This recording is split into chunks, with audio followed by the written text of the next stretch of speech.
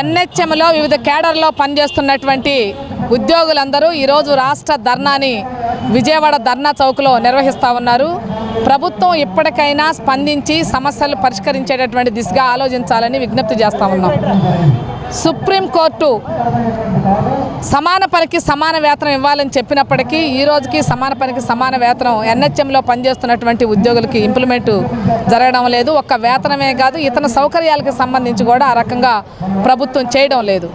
వివిధ డిపార్ట్మెంట్లో, ఇతర డిపార్ట్మెంట్లో, సెర్ప్లో లేకపోతే మెప్మాలో ఇందులో పనిచేసేటటువంటి ఎంప్లాయీస్కి హెచ్ఆర్ పాలసీ అమలు చేస్తూ ఉన్నారు.